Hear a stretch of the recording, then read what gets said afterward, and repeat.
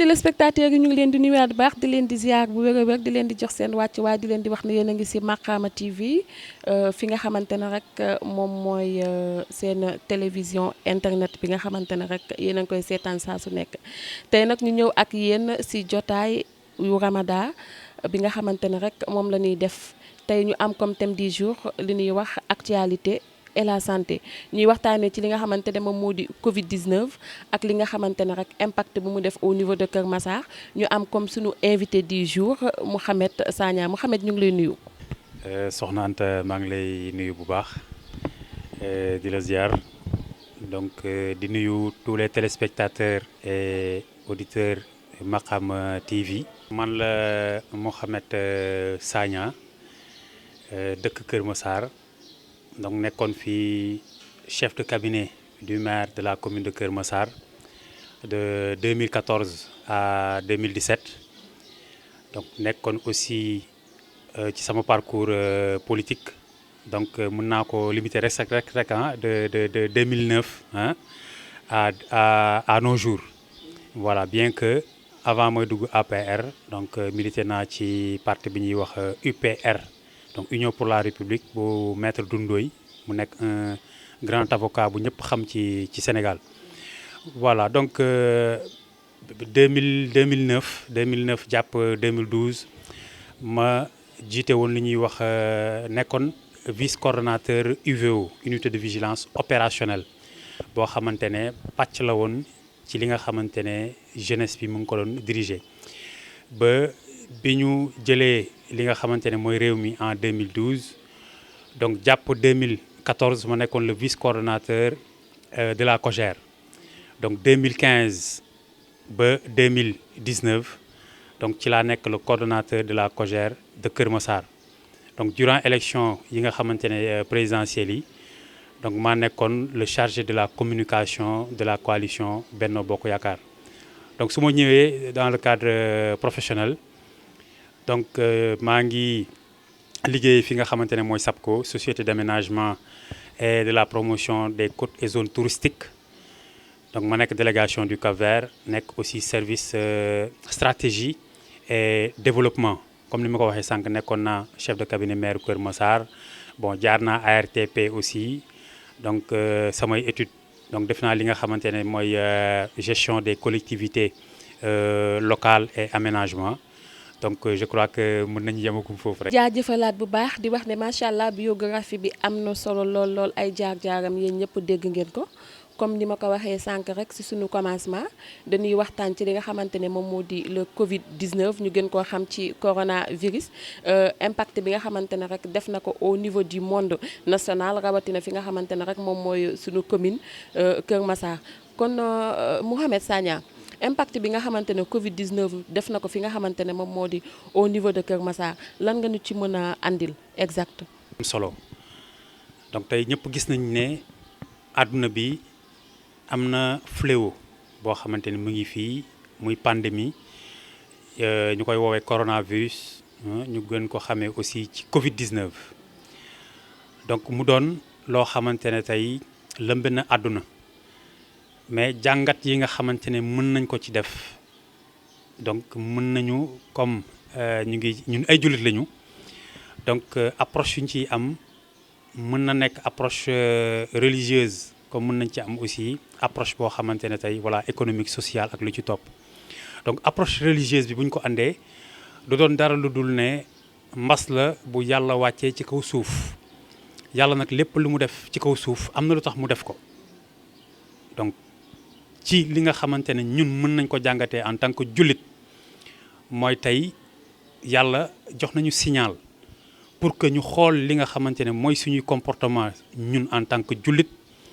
suñuy comportement ñun en tant que mbindeef ci kaw suuf nekk représentant yàlla ci kaw suuf donc je crois que mën nañ ci am jàngat bu mel noonu ba tax na tey remise en question ci suñu bopp la war a nekk ñun ñi nga xamante ne rawatina ay jullit lañu. donc foofu du ma ci sori tellement mais buñ ñëwee ci li nga xamante ne mooy impact bi donc au niveau mondial gis nañ ñu tey lu bëri ci loo xamante ne tey mu ngi ko doon dox ci ay économie tey mën nañu wax ne ralentir na de façon dramatique. Donc bu ñu xoolee aussi ci jëflante yi nga xamante ne nit ñi ñu ngi ko doon jëflante ci ay rapport tey bëri na ci ay jikko yoo xamante ne tey coronavirus bi ñëw na peut-être mën naa ne sax dekkil li nga xamante ne lu bëri ci lu yàlla doon wax bu ñu waxee solidarité bu ñu waxee tey entraide bu ñu waxee tey li nga xamante ne mooy vision citoyenne ak yooyu yëpp tey coronavirus bi tey mën nañ ne impact bi am na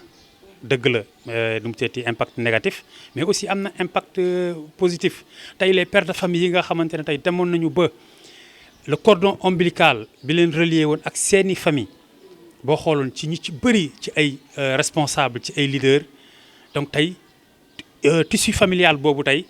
mën nañ ne avec l'avènement donc du coronavirus gën na jegale li nga xamante ne mooy les communautés gën na jegale li nga xamante ne mooy les familles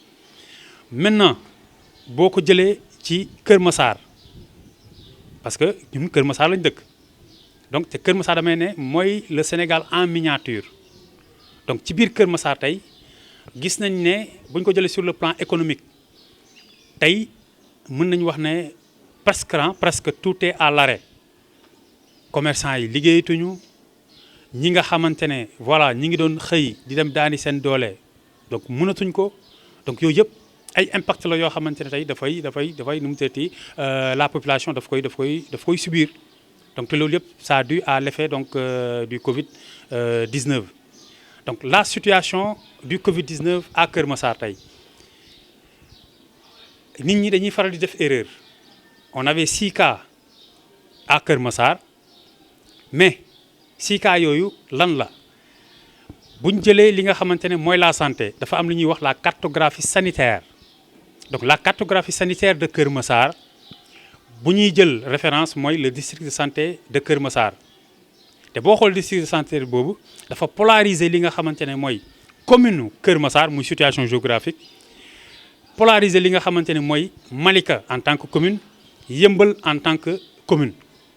Donc tey bu ñu nee Kër Massar am na cas est-ce que Kër Massar en tant que commune la ñuy wax wala est-ce que Kër Massar en tant que voilà donc district sanitaire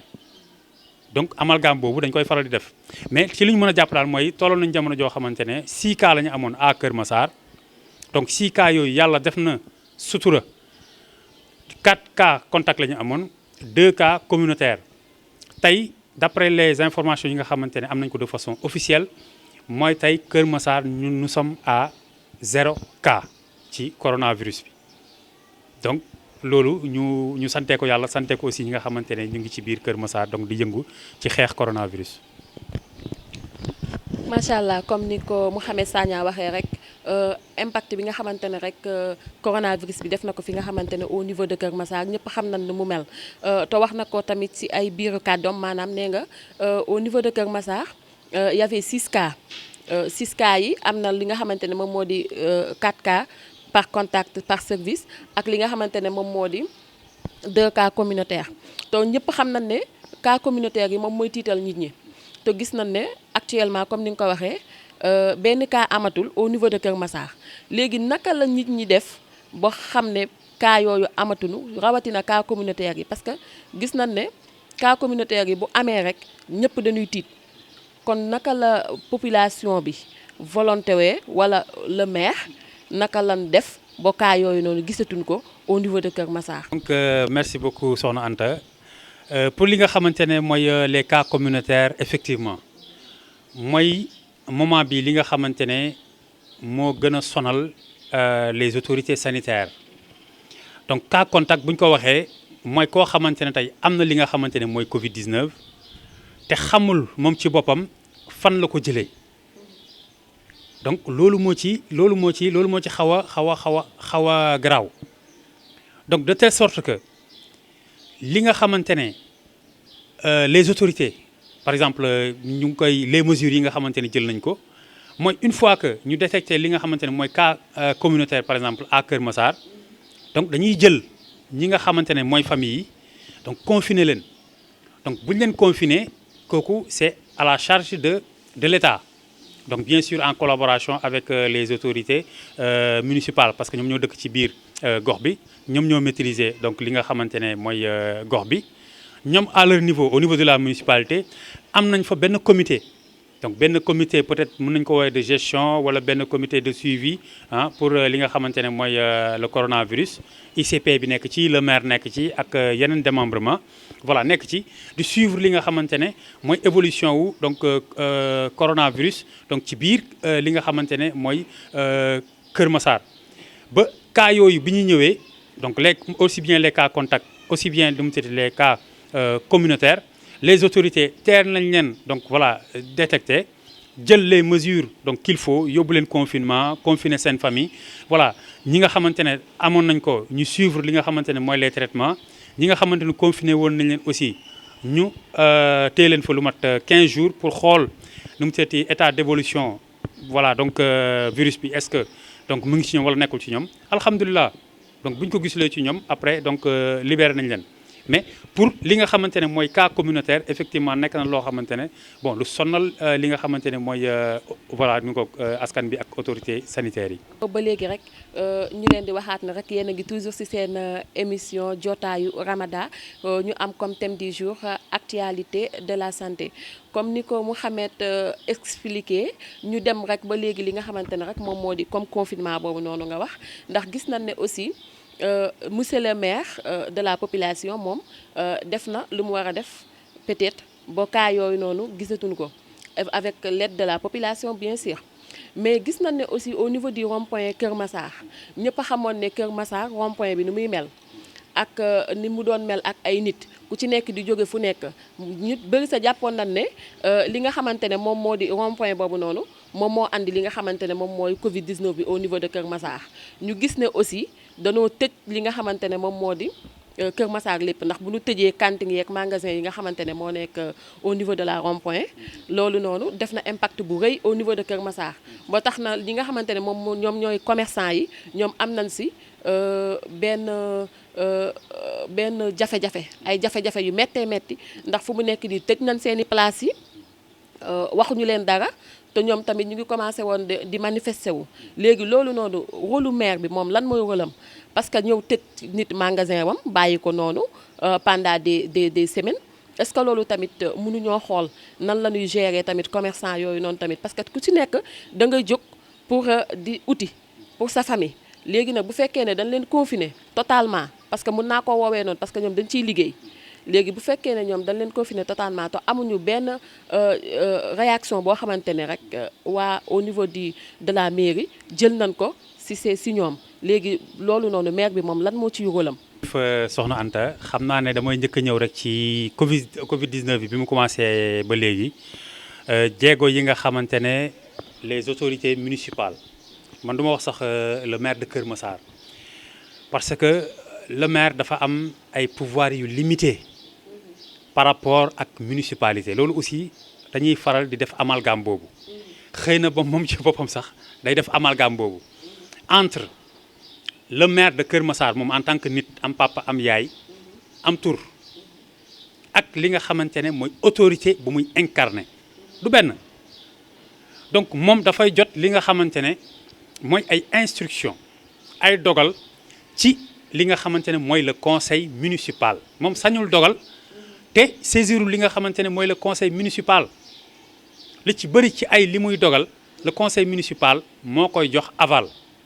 donc loolu benn parenthèse la donc l'apport de la municipalité lay wax moom il est l'ordonnateur des dépenses la priorité des dépenses moom la incombé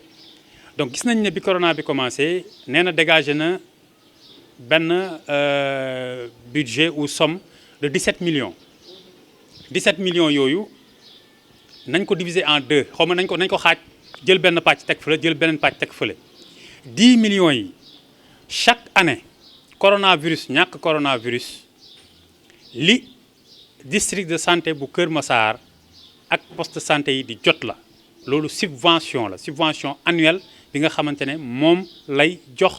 li nga xamante ne mooy nu mu tuddati la santé dañ ko voté ci budget donc ça n'a rien à voir ak coronavirus bi ñëw na génne naa 10 millions mu leer. d'accord ça veut dire que moom dafa def li nga xamante ne moom dafa ne génne na 17 milliards 17 millions 17 millions te or que 7 millions la génnee kon Va- parce que boo xoolee nee nga ci biir wax yi nee nga 10 millions yi apport la boo xamante ne c'est un apport annuel boo xamante ne da ko war di ko jël di ko jox li nga xamante ne moom moo di district sanitaire bi effectivement mu distribuer ko environnement wam effectivement poste de santé yi nga xamante ne ñoom ñoo ko wër kon mën nañ wax ne kon monsieur le maire moom joxewul 17 milliards 17 millions mais 7 millions la joxe merci beaucoup donc yëf yi aussi il faut que gis nga Anta réew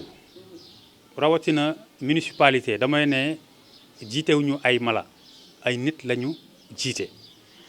ay nit yoo xamante ne tey amaana ñu ngi toog seeni kër ñoom li ñu yor ñu dénk leen ko ñi leen ko dénk ñu leen ëpp xam-xam ci loolu mais yàlla la def ñu jox leen ko dénk leen ko ñoom kon yëf yi bu ñu ko tegee ci jub ak maano yaakaar naa ne Kër Massar ñëpp nekk ci jàmm àdduna ñëpp nekk ci jàmm donc encore une fois les 17 millions yi nga xamante ni génnee na ko 10 millions yi mooy subvention annuelle bu muy jox nu mu tëddee les structures de santé en don de médicaments ak yooyu les 7 millions mën nañu wax ne ci loolu la génnee pour li nga xamante ne mooy combat wu coronavirus ci biir Kër Massar donc kooku lu leer la à part 17 millions yooyu amaatul loo xamante ne dégg nañ ko de façon officielle ñu ne génne nañ ko ci gafagawu municipalité Kër Massar bu ñu ne gafagawu municipalité Kër Massar Anta ci nga bokk parce que tey yaa ngi fay courant sa kër ci li ngay fay courant am na lu ñuy défalqué di ko dugal ci keesu municipalité bi samay doom dañuy jàngi école li ñuy fay seeni école boobu ñuy kii amaana am na lu ñuy fay redevance boo xamante ne day dugg par exemple ci ainsi de suite donc lu Kër Massar bokk la donc tey li nga xamante ne moo jëm toujours ci gafagawu mairie Kër Massar encore une fois amaatu leneen lu officiel loo xamante ne donc le maire apporté na ko ñun ci li ñu xam ak li ñu gis bu weesoo loolu defoon na appel li nga xamante ne mooy les acteurs de développement donc les personnes ressources yi nga xamante ne ñu ngi dëkk Kër Massar mais loolu dafa am lu ko jiitu Anta li ko jiitu mooy li Kër Massar moom bokk ko il faut que gis naa ne temps yi gars yi ñeme nañ trop télévision yi ak rajo yi mais le débat qui s'impose mooy ñun Kër Massar li ñu bokk naka la demee anamu bu fekkee mi ngi fi nañ ñu xamal ne mi ngi fii ak lan lañ ci def waaw mu ngoog mi ngi fi lii lañ ci def wala lii lañ ciy def yi mu leer donc le débat c'est ça donc par rapport ak apport am c'est ça gis nañ nag au niveau de la mairie ville la municipalité au niveau de la ville octroyé na fi ay ceeb duulin saabu jàpp ma tellement nu mu seeti les chiffres ak yooyu mais gis nañ ne bu mu ñëwee bon population Kër Massar lañ ko jox mais à notre malheur gis nañu ay vidéo yoo xamante ne tey mais ay structure politique ñooy toog mais di séddoo ay ceebu Kër Massar population Kër Massar moom ko te ñi koy séddale mais ñu xam la ci biir Kër Massar mais ñooñu tey koo ci dem këram tey wax dëgg yàlla soxlawul ñaari kilo ceeb donc yëf yi mu nekk loo xamante ne tey la transparence kenn du ko voilà nu mu tudd on se da nga koy exiger sa bopp da nga koy exiger sa bopp donc pour li nga xamante ne mooy apport municipalité bi je crois que foofu laa ci mën a yem wax nañ fi slogan un Massarois nu mu tudd un masque mais Anta ñun Kër Massar lañ dëkk Kër Massar lañ dëkk bëri na ci ñi nga xamante ne tey mais 200 francs la ñuy génnee jënd ko seen masque 200 francs la ñuy génne jënd ko ay masque les acteurs ñu ngi fii su ma nee les acteurs nag bàyyiwuma kenn ASC yi les mouvements associatifs donc les mouvements politiques ak yeneen wax dëgg yàlla ñu ngi andi seen contribution parce que chaque jour ñu gis ñi nga ay nu mu tëdd ci ñi ma fi lim léegi ñu ngi wàcc ci marché yi ñu ngi joxe ay masques ñu ngi joxe ay gel ñu ngi joxe te municipalité bi joxu leen ko. bu weesoo loolu ma ñëw ci li nga xamante ne mooy la population donc je crois que ci laa doon développé nii léegi tey cette vision citoyenne gis naa ne à Kër Massar commencé na am nit ñi cette prise de conscience citoyenne ñu ngi koy commencé am moo tax sànq ñu doon wax impact bi nga xam coronavirus am na ko loolu impact bu positif la parce que nit ñi tey commencé nañu am benn prise de conscience ci seen bopp xam ne seeni devenir ci biir Kër Massar ci biir Sénégal ñoom ñoo ko mën a téel seen bopp population bu fi kenn toog di xaar ay état di xaar ay municipalité na population bi na baadoola bi xool baadoola yu xool man ak yow ak ñeneen ñoo ci yem nañu xool ñun nu ñuy jàppalantee suñu biir looloy dëgg bu ñu fi toogee naan ay état ay municipalité non dañuy sonal suñu bopp ñu ci bëri ci ñoom non seen nu mu seeti feuille de route ak ci leneen la nekk donc tey la population tey commencé na am prise de conscience boobu loolu ngay gis tey les ASC jóg de par leur propre moyen xaaruñu municipalité dem di wàcc ci marché yi di joxe ay gel di joxe ay masque di encadrer ñi nga xamante ne mooy maire yi fa nekk parce que xam nañ ne yaay yi ñoo fa nekk te dañuy liggéey pour joxe dépense ci biir kër yi merci beaucoup donc tey cette nu mu tuddati prise de conscience citoyenne boobu donc am na au niveau de la population te apport la ñu ñëw au niveau du rond-point rond-point bi ñëpp xamoon nañ ne bombe nu mu tuddati mu ngoog bombe atomique la wala bombe démographique la boo xamante ne mi ngi fa woon population bi yàgg ko jooy mais la municipalité de par le biais du maire de Kër Massar il avait clairement dit moom il était dans l'impossibilité pour résoudre problème boobu mu nekk loo xamante ne c'est extrêmement grave yow l'autorité boo demee ba sa faiblesse ngay taxaw devant les médias di ko fa dévoiler merci beaucoup mooy fu waay neex na jóge semer anarchie ci li nga xamante ne moom laa jiite gis nga fii dañuy wax dëgg rek wala ñu wax safaan dañuy wax dëgg wala ñu wax safaan donc une autorité say moyen lu mu ñàkk matadi daf la warul nga taxaw ci média di mu goog di dévoiler sa impuissance di dévoiler li nga xamante ne tey mooy sa incapacité à gérer une situation parce que la mairie tey la municipalité c'est un nu mu tuddati le maire c'est un démembrement de l'État le pouvoir central dafa comp ci ay li nga ci xam nu mu tuddati responsabilité am jox ko bi ñuy dem en 2014 mais dafa taxaw ci 23 listes mu ne Kër Massar jox leen ma boobu xam nañ ne Kër Massar taille département la yor bi ñuy dem en 2014 ñoo gën a xam ne Kër Massar du commune taille département la yor mais bu fekkee taille département la yor mais bët du yenu mais xam na lu bopp attan. je pense que ci Pikine la bokkoon sax. ci bët ba léegi ci Pikine la bokk. ba léegi. yaa ngi comprendre mais tey bu fekkente ne tey mais da nga taxaw bëgg ñëw ba en 2020 mais nga bëgg a taxaw ne non du mu titi samay limite lii la parce que taille département mais avant nga koy yor nga xam ne taille département nga yor ci nga taxaw nga ne jox leen ma résoudre li nga xamante ne mooy les problèmes ànd ceeg li nga xamante ne mooy état donc au niveau du rond-point c'est ça le problème du rond-point nekkul le marché de Aïnou Mady proprement dit parce que le marché de Aïnou Mady lan moo fa nekk ay cantines ñoo nekk ci marché Aïnou Mady mais leneen lu nekk ci autour de marché Aïnou Mady mais bokkul ci marché bi nañu waxante dëgg mais ñi nga xamante ne ñoo fay ñëw di fa lal point d'interrogation donc tey ñi nga xamante ne ñoo fay lal tey mais ñooñu kan moo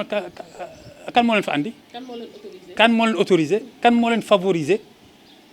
dama lay jox tey benn exemple bu ndaw tey boo ñëwee ci banque CNCA bi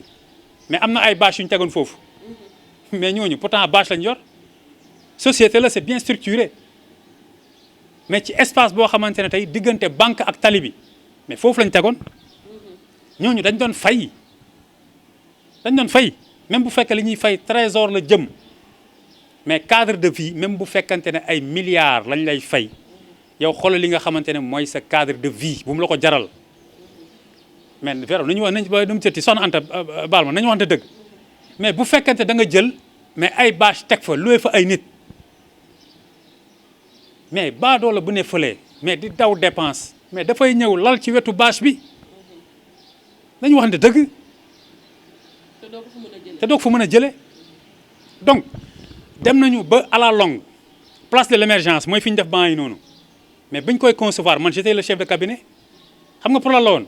nañ fa def ay banc def fa wifi boo xamante ne nu mu teeti kii bi voilà donc un kilomètre nu mu teeti de circonférence boo toogee da ngay am wifi c'est loolu lañ fa prévoir woon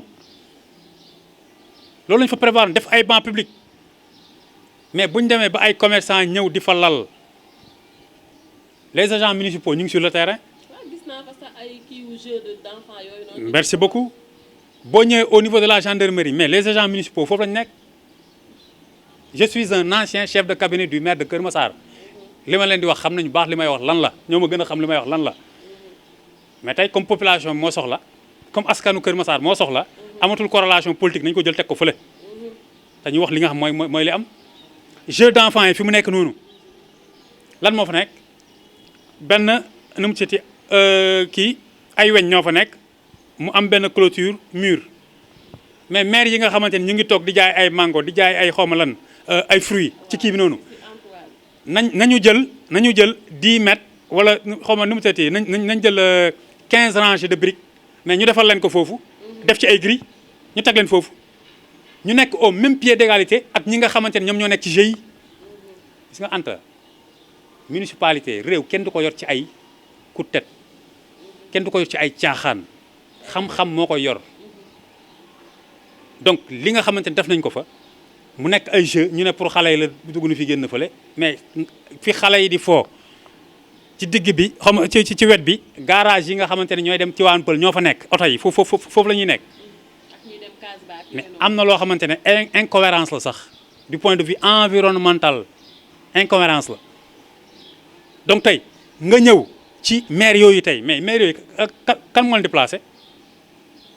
nga dugg ci vétérinaire bi fi mu nekk tali boobu noonu dugg noonu mais ñi fay lal ñëpp ñan ñoo fa nekk donc tey on ne demande pas à la municipalité d'être une force répressive loolu police ak gendarmerie les nu mu tuddati forces de l'ordre ñoo ko yor la municipalité lu ñu ko demandé mooy mu nekk une force de dissuasion une force dissuasive dama la jox benn exemple rek tey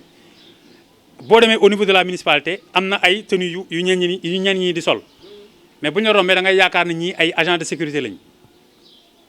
mais loolu pour lan la mais pour dissuader li nga xamante ne mooy ñenn ñi. yaa ngi comprendre mais ñooñu tey mais bu ñu leen jëlee tey wàccee leen foofu gars yi bu ñu bëggoon li nga xamante ne moo nekk au niveau du rond-point gendarmerie ou pas gendarmerie ñu mobiliser les agents municipaux qu'il faut ñu mettre leen nag dans de bonnes conditions parce que aussi nit ki mënoo ko liggéeyloo fu xaalis di nekk Anta bu soxlawee salaire am à temps du ko jot li nga ko war a fay doo ko fay lu mat. loolu aussi ça pose problème loolu yëpp ce sont loo xamante ne tey mooy favoriser lii am au niveau du rond-point dem nañu ba ci biir Covid bi bu mu ñëwee les gens yàgg nañu yuuxu di wax xëy na le maire dans son incapacité comme toujours affaire yi di dem ñu xam ne ñi fay ñëw ay nit la yoo xamante ne tey dañuy jóge li nga xamante ne mooy ay yeneen gox di fa ñëw te comme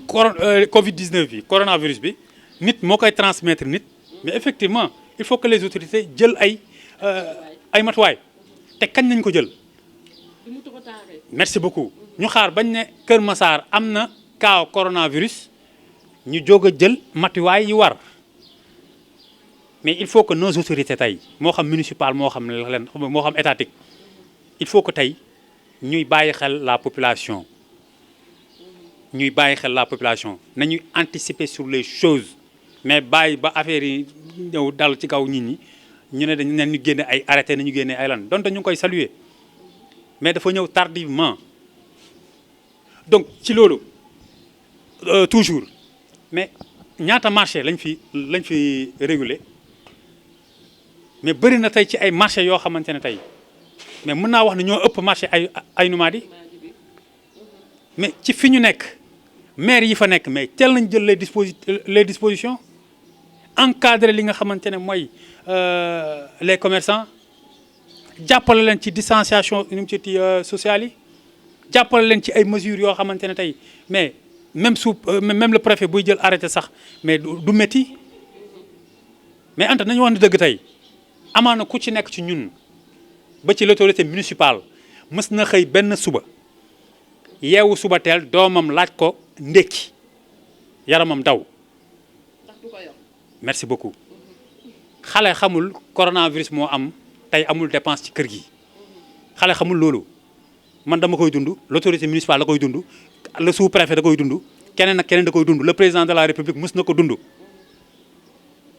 kon bu ñu tollee yenn station yi benn Mouhamed Sagna par exemple di fayeeku weer na xalaat moom jamono bu muy toog muy métti ñii nga xamante ni génn nañu démb muy les commerçants lu ñu def kenn du ko rafetlu mais nit ki am na fooy toll li lay def loo la ñu war a xool dafa métti donc ki nga xamante ne tey dépense am au jour le jour la koy lijjanti te ñëpp xam nañu ne Sénégal loolu ëpp sëgam ñun ñii di liggéey ñoo sañul toog suñu biir kër yi masuma la ay commerçant le président de la république la moo tax deful confinement total du mooy borom réew mi lu tax defu ko man Mouhamed Sagna maa ko wax je suis de l'APR bu ko defoon 2 semaines mu gis émeute ci biti ci mbedd bi parce que ñun ñi doo leen confiné ñu nekk seen biir kër yi amuñu lu ñu lekk amuñu lu ñu naan duñ ko def moo tax mu andi couvre-feu 20h permettre nit ñi bu ñu xëyee 7h ba 19h 20h mais xam naa ñi ci mën a dem lijjanti bu ñu paree kii moo tax tension bi xaw a wàcc donc tey ak ñi nga xamante ne ñoo gérer li nga xam mooy marché Aïnou Mady y a des efforts nag yoo xamante ne ñoom ñu ngi koy def nettoyé nañu marché bi bon ñu ngi waxtaan ak commerçant yi pour xool naka la ñuy nu mu seeti aménager affaire yi pour soulager leen ak yooyu mais yëf yi jarul ñu koy inventé le préfet de Dakar am na solution bu mu génnee ni li mu xamante ne à Dakar mais nañ ko appliquer à Kër Massar mu jeex c'est simple jarul ñu fi inventé leen. mais Mouhamed nga yaakaar ne loolu noonu nga xamante ne monsieur le préfet bi def na ko au niveau de la ville de Dakar. est-ce que loolu noonu fii nga xamante ne moo di Kër Massar est-ce que mën na ko fee def. si mën na nekk parce que population bi instant yii ñu ngi jooy de. si loolu Anta mën na nekk parce que décision bu préfet Dakar jël mooy ñi nga xamante ne dañuy jaay lekk trois fois la ñuy jaay ci voilà 3 jours la ñuy jaay ci semaine bi mu ngoog ñeneen ñi jaay li nga xamante ne mooy donc 2 jours ci semaine bi donc loolu lu mën a nekk la organisation ak méthode la rek organisation ak méthode le malheur est que nag dans nos municipalités du ñu am nu mu seeti les hommes qu'il faut à la place qu'il faut. def ko ci daara alimentaire bi te gis nañ ne au niveau de Kër Massar am na kër yu bëri yoo xamante ne fu mu nekk di ceeb beeg dawlin bi comme ni nga ko waxee sànq yeggul seen kër yi am ñoo xam te dañuy tëb seen buntu kër yi léegi ma dégg aussi ñu ne monsieur le maire mu ngi bëgg a débloquer 1 million kii nu mu tudd 101 millions pour la 500 pour la population de Kër Massar pour def ko porte à porte est-ce que loolu noonu ak kii nu mu information bu kii la bu wér la wala parce que gars yi dañuy dégg nii rek te duñu xam exactement lan la ndax xaalis boobu dafa débloqué ba pare wala débloqué gu ko. tey la municipalité ci budget lay doxee budget ñëpp xam nañ ne prévision la bu ñu xoolee coronavirus bi su ma juumul mu ngi commencé au mois de mars ah. voilà le 2 mars. ñëpp xam nañ ne budget municipalité ñu ngi koy voté le 31 décembre au plus tard nga jël décembre janvier février mars 3 mois la ci am ñu dugg ci Covid 19 bi li nga xamante ne mooy les recettes ñu ngi koy jëlee ci population bi de façon générale ak dotation yi nga xamante ne état dina ko apporter li nga xamante ne mooy la municipalité mais le problème qui s'impose day ñëwaat ci li ma doon wax sànq ay nit boo leen di jiitee jëlal dëgg nga koy doxee jëlal maandu nga koy doxee budget prévision la ñu ngi prévoir ci budget wu Kër Massar 2020 bi 1 milliard 700 millions et quelques les recettes ci jamono jii ñaata la point d'interrogation te ñëpp xam nañ ne recettes yooyu ci ngay am les dépenses de fonctionnement ak les nu mu seeti les investissements ak yooyu tey au niveau de la municipalité bu fekkonte ne municipalité Kër Massar yor na liquidité yor na xaalis bi tax ñuy wax heure bi le maire débloqué na ay nu mu seeti xaalis pour jënd ay ceeb ak diwlin ak leneen lu ci topp la population il faut ñu leen di wax dëgg maa ngi ñëw tey li mu fas yéene def mooy virement de crédit beneen erreur bi ñuy def xam nga wax nit ñi ñu dégg ak di dalal xel ak liy am ci réalité bi du doon benn 101 millions yooyu 500 yi lan la dañu toog ne léegi comme coronavirus baa ngi fii Kër Massar impacté nawuñu léegi nañu xool ci 101 millions 500 yooyu lan lañ ciy def ñu ne nañ ci jënd ceeb nañ ci jënd diwlin nañ ci jàppale daara lañ ci jàppale les délégués de quartier nañ ci jàppale ainsi de suite moom nañu budgétiser mu nekk 101 millions 500 mais 101 millions 500 yooyu est-ce que mu ngi ci biir keesu Kër Massar c'est ça le problème masse salariale municipalité Kër Massar par mois rek ça tourne autour de 30 millions te ku wax budget c'est du 1er janvier au 31 décembre 2020 kon li nekk ci kees bi bu ñu ko lekkee instant yi day am répercussion fii ba bu ñuy voté waat budget donc 101 millions yooyu nekkul ci keesu Kër Massar mais ci budget bi li ñu octroyé woon li nga xamante ne mooy santé li nga xam moom lañu octroyé woon ASC yi li nga xam moom lañu octroyé woon par exemple pour defar par exemple maison de la femme par exemple ci foofu la ñuy ne léegi comme nañ ko alloué woon ay crédit xaalis mooy crédit nañu comp fii mooy matale 101 millions 500 yooyu maintenant tey boo waree génnee denrée alimentaire tey mais du da ngay ñëw rek ne waa ji livré ma denrée alimentaire bo nga ñëw ma defal la nu mu seeti kii am na jargon bu ñuy utiliser mandat nga dem trésor ñu fay la ça ne se passe pas comme ça état après service la lay fay moo tax des fois di nga ñëw livrer la municipalité mu toog ay mois wala mu toog ay années sax fay la parce que nu mu seeti dafa am procédure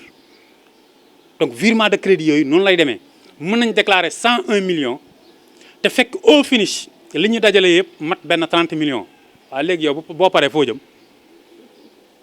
mooy andi après nit ñi ci seen xel dañu naan mairie bi débloqué na 101 millions te boo xoolee sur les faits doo am sax 30 millions donc loolu mooy virement de crédit donc tey du xaalis boo xamante ni mu ngi fi disponible mais nag à travers les partenaires ak yooyu la ñuy xool li ñuy soxla ci suukar li ñuy soxla ci ceeb li ñuy soxla ci saabu ak yooyu dem wax les fournisseurs ñi ci mën joxe ñu joxe te tey du yomb parce que ak Covid bi wax nañu impact yi tey ban bailleur ngay jël wala ban fournisseur ngay jël tey mu jël li nga xamante ne tey mooy risque dugal xaalisam ci loo xamante ne xamul après les retombées naka lay demee. da nga wóogu la ndax di nga ko jot wala doo ko teel a jot dafay xaw a doy waar waaye gis nañ tamit suñu dernière question rek Mouhamed gis nañ ne acteurs yi nga xamante ne ñoom ñooy nekk au niveau de la population Kër Massar ñi nga xamante ne ñoom ñooy ASC yeeg bàjjenu gox yeeg relais communautaire yi am nañ na li nga xamante ne rek moom mooy rôle bu am important bu ñuy jouer sur la population Kër Massar wax nga ci sànq sax marché yeeg yooyu noonu loolu noonu est-ce que au niveau de la mairie ñoom ñu ngi reconnaître ñu ngi gis ne la population de Kër Massar ñoom jóg nañ pour jàppale leen ak ñoom lan la ñuy xaar tamit pour acteurs yooyu noonu de développement yooyu noonu. les acteurs de Kër Massar man du ma wax sax les acteurs communautaires wala les acteurs de développement les acteurs de Kër Massar rek laay wax. mouvement associatif yi bàjjenu gox yi nu mu seeti les mouvements politiques pàcc yëpp boo ko jëlee ci biir Kër Massar ñu ngi activé wu dëggantaan ci xeex coronavirus ci biir Kër Massar mën naa wax ne sax loolu moo tax tey li ñuy wax tey ci voilà xeex bi nu mu tudd à Kër Massar coronavirus bi voilà presque dañ na Kër Massar pour le moment ah ñooñu joué nañ ci rôle bu essentiel les ASC demal ci marché yi organisé wu nañu ci seen i biir koñ yi demal ci boulangerie yi les acteurs nga fay fekk doo fa fekk ay agents municipaux donc tey mooy li ma sànq la prise de conscience citoyenne boobu tey à Kër Massar am nit ñi buñ ko bàyyi nañu xam ne tey encore une fois seeni responsabilité individuelle dafa incombé ci développement wu Kër Massar bu fi kenn toog di xaar municipalité bu fi kenn toog di xaar état te je crois que tey les acteurs tey comprendre nañ ko xaaruñu municipalité ci lenn donte nag ay bàjjen gox yeeg ak yooyu gis naa jaar nañ mairie ñoom am na luñ jot parce que dañ leen invité ci plateau bi ñoom ñu waxal seen bopp mais wax dëgg yàlla les étudiants aussi seen président Balla man presque chaque jour maa ngi sur le terrain di topp les acteurs ci li nga xam ne ñu ngi koy def parce que seen i liggéey aussi warul naax saay seen i liggéey warul naax saay du municipalité moo fi nekk def ko def communication am ñu naan waaw mu ngoog le maire ak équipe am non non mais y a la population de Kër Massar dans toute sa diversité yoo xamante ne tey wax dëgg yàlla ñu activé wu ci xeex coronavirus te maa ngi leen ci félicité bu baax a baax a baax. ndax ñuy félicité waat rek la population de Kër Massar comme ni nga ko waxee les ASC tout ça gis nañ seen liggéey si au niveau de Kër Massar macha allah bu ñu defal ñu leen encouragé leen bu baax a baax di wax ne Mouhamed Sagna xam naa ne suñu émission fii lay yem ñu ngi doon waxtaanee ci li nga xamante ne rek moom moo di jotaay et Ramadan actualité politique santé. ci loolu la doon wax te amoon tey muy le Covid 19 au niveau de Kër Massar ñu bàyyi la rek nga tàggatoo téléspectateur yi la doon seetaan si Makhama TV. jërëjëf soxna Anta donc maa ngi santaat yàlla beneen yoon donc di waaw di wax rek ci yëm ci Yàlla sallallahu alayhi wa sallam donc di gërëm Makhama TV waaw di wax ne rek ne aussi mën nañ leen considérer comme des acteurs de développement. te loolu yëpp du loo xamante ni ñun daf ñuy benn waaw ndax kilifa gi nga xamante ne tey waaw donc moo ñu boole njabootee muy sëñ Aïdara Mbacké ma koy ziar donc di ko ziar bu baax waaw mu ngoog donc lii la jàngal nit boo nekkee ci réew war nga jëriñ li nga xamante ne mooy réew te gis naa ne tey à travers votre média Makhama TV yéen a contribué ci loolu donc ma lay remercier di remercier aussi équipe bi nga xamante ne voilà donc ñoom nga àndal ah parce que bu ñu toogee fii tey waa wax ji di leer image yi di leer donc ñoom la donc ñoom aussi maa ngi di remercier bu baax a baax di remercier toute la population de Kër Massar waaw di leen wax ne rek aussi yëf yi moom lii la. Kër Massar ñoo ko bokk bu kenn xaar lenn ci kenn les politiciens yi ngi fi am nañu seen agenda ñu ngi koy déroulé te kenn jëlewu leen ci la population aussi ni ñu jóg am benn prise de conscience citoyenne ñu xam ne tey ku fi yor ku fi dogal ñoom ñoo la jox pouvoir boobu donc comme pouvoir boobu ci ñoom lay jóge di delluwaat ci ñoom aussi dañu am fulla ak fayda bu mat ci li nga xamante ne ñoo ko moom voilà ñu sàmm ko kon maa ngi leen di gërëm ak ñëpp di gërëm askanu Kër Massar